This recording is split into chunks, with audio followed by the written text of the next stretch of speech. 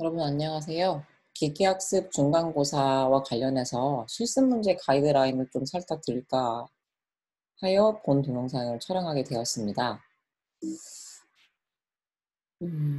네. 일단 실습 시험과 관련된 내용인데요. 모든 문제는 태글에 제출하는 방식으로 진행이 됩니다. 그리고 주의사항 몇 가지 있는데 태글 리더보드 닉네임은 반드시 학번으로 변경해 주세요. 만약에 규칙을 지키지 않게 되면 부여된 문제의 10%씩을 감점할 예정입니다. 뭔가 이 채점상의 용이함 그리고 관리의 용이함을 위해서 여러분이 적극적으로 협조해 줬으면 좋겠습니다. 그리고 캐글의 리더보드에는 모두 베이스라인이 찍혀 있을 텐데요. 베이스라인 2를 넘으면 기본 점수가 부여됩니다. 수업 시간에 배운 실습 내용으로만으로도 충분히 가능한 성능이고요. 베이스라인 2를 넘기면 만점이 부여되는데요. 수업 시간에 배운 실습 내용을 응용하고 하여 제출하면 되는 성능입니다. 그리고 추가 점수가 있는데요. 각 리더보드마다 1, 2, 3등에게는 추가 점수를 부여할 예정이고, 이 추가 점수는 중간과 기말에 대한 추가 점수가 아니라 출석과 과제 점수에서 받은 감점을 보상하는 구조입니다. 즉 여러분이 출석에 마이너스 받은 부분이 있다거나 지난 과제를 열심히 하지 못했다거나 그리고 앞으로 진행할 프로젝트에서의 그 어떤 감점 받은 상황들은 시험 중간과 기말에서 이루어지는 그 실습 문제 부분에서 추가 점수를 통해 보상받을 수 있습니다. 그리고 랜덤 시드와 관련되어 있는 설정 부분은 반드시 랜덤 스테이트 1로 고정시켜 주시고요. 이 부분을 고정하지 않을 경우에는 또 역시나 10%를 감점할 예정입니다. 시험과 관련된 파일은 모두 아래의 주소로 제출해 주세요.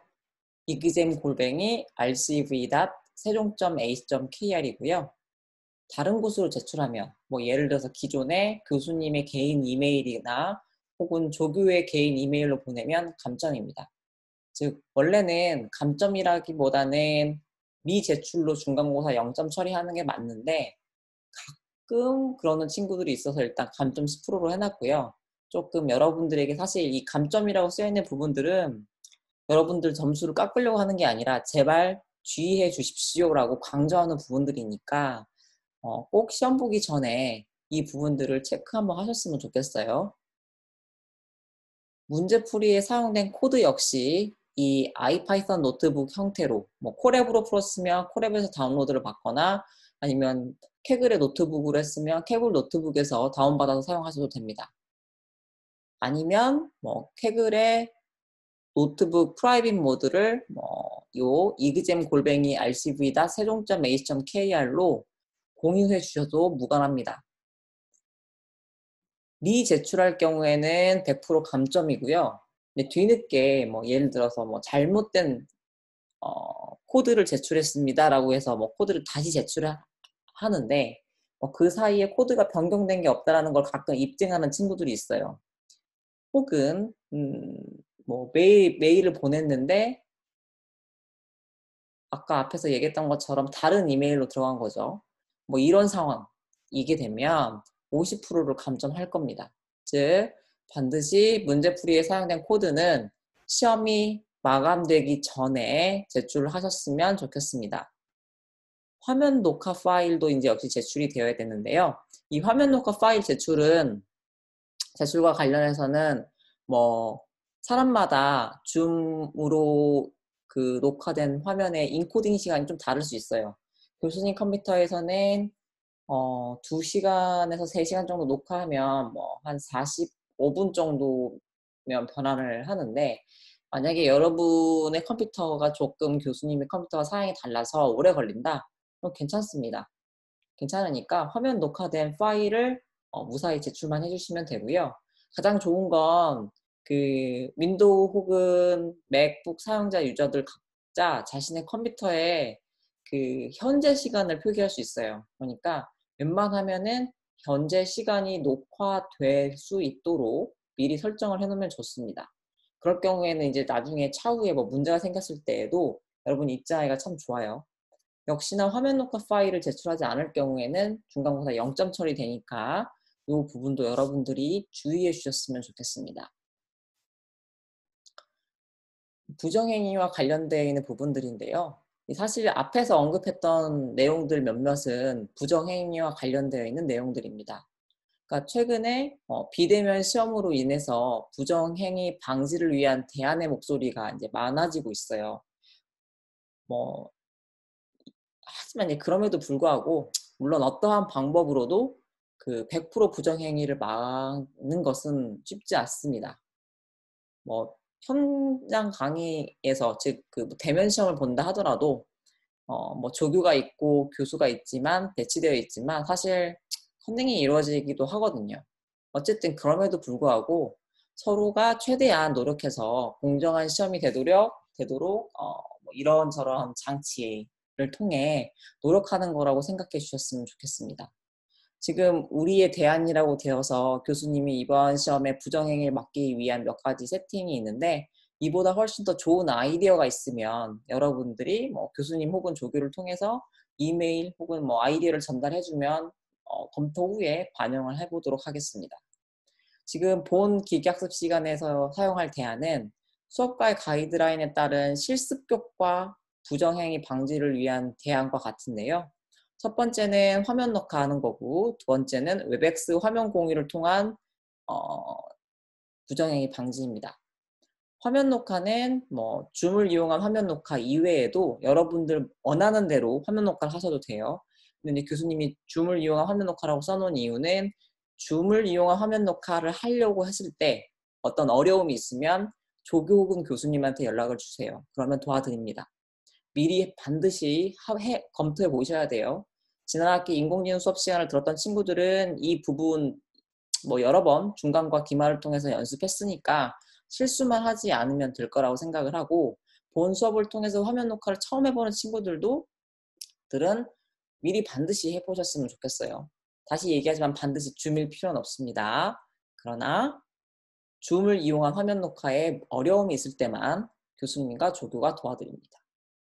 자, 그리고 웹엑스 화면 공유라고 하는 건 여러분 다 아실 거예요.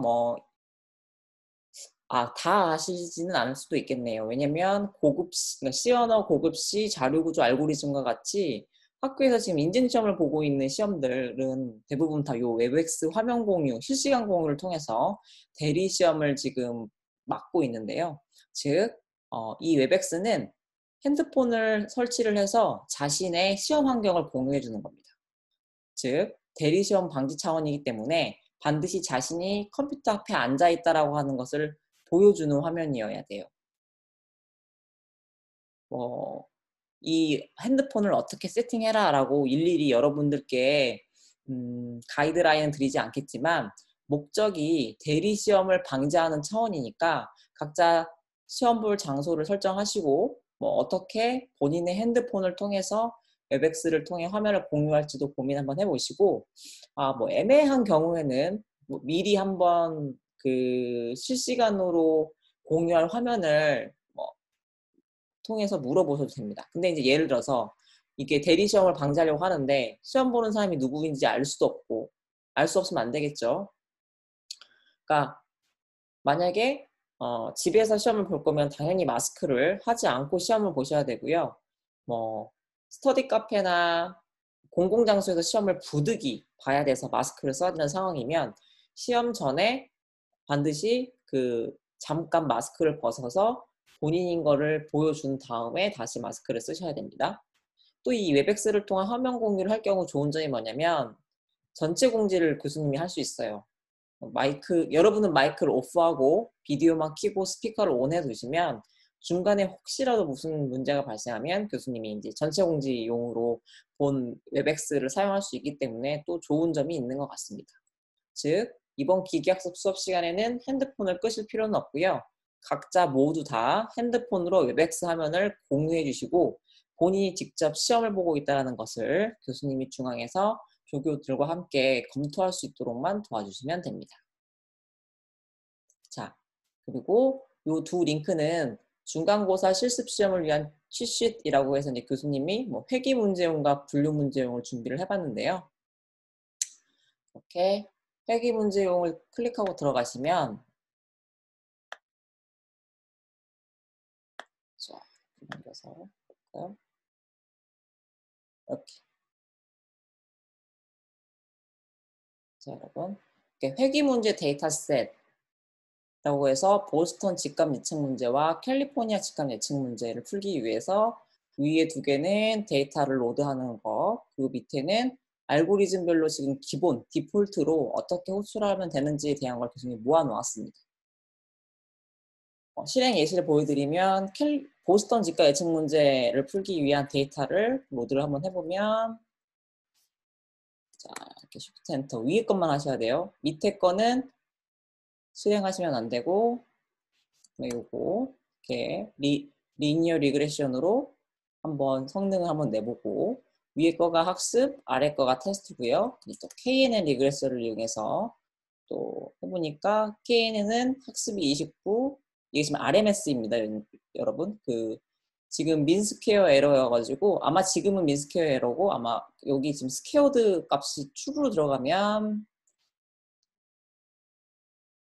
파라미터 여기 민스퀘어드 에러가 스퀘어드라고 하는 파라미터를 어떻게 설정하냐에 따라서 약간 내뱉는 에러가 다릅니다. 그러니까 여러분 확인하세요. 또 떴네요. 그냥 검색을 한번 해볼까요? 이렇게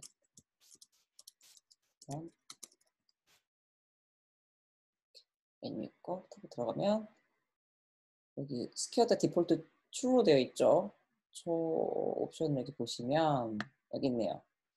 저게 1로 되어 있으면 MS이고요. false로 되어 있어야 RMS예요, 여러분.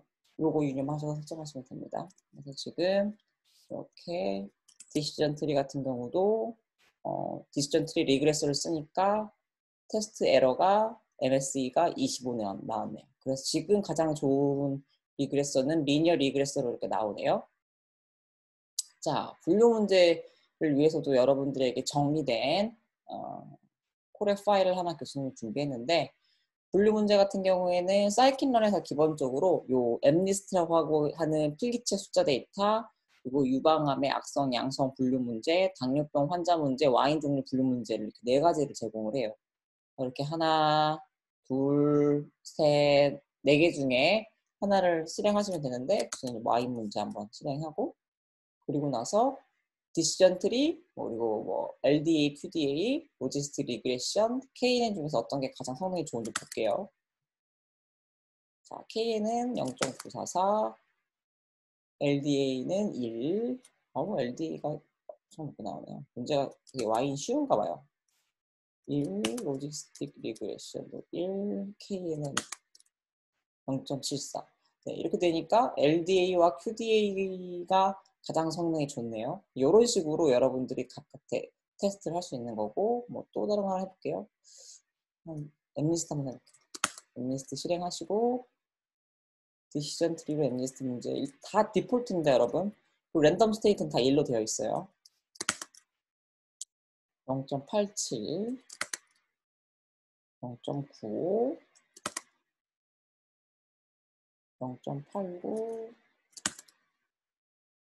0.89, 0.98. KN이 0.98. 지금 이 문제는 KN이 엠리스트 분류 문제를 푸는 데 있어서 가장 좋은 분류기인 것으로 판단되었습니다. 자, 이런 식으로 연습용으로 한번 연습하실 때 확인하시라고 교수님이 넣어놨고 중요한 건 지금 다 파라미터가 디폴트 파라미터 설정이 되어 있기 때문에 여러분들이 공부하셔야 될 게 데이터 전처리 부분, 데이터 로드한 다음에 어떻게 전처리를 할 것인가 그리고 밑에 부르고 있는 리그레션 방법론과 클래시피케이션 방법론의 파라미터가 어떻게 바뀔 때마다 여러분들이 성능을 더 끌어올릴 수 있는가 이런 것들은 좀 더 시험 준비하시면서 한 번씩 살펴보셔야 됩니다, 여러분. 자, 이렇게 중간고사 실습 대비하시라고 취시 2개 만들어서 업로드할 테니까 한번 참고하시고요. 이렇게 중간고사 대비용 가이드라인, 실습문제 가이드라인 동영상, 설명 동영상을 모두 마치도록 하겠습니다.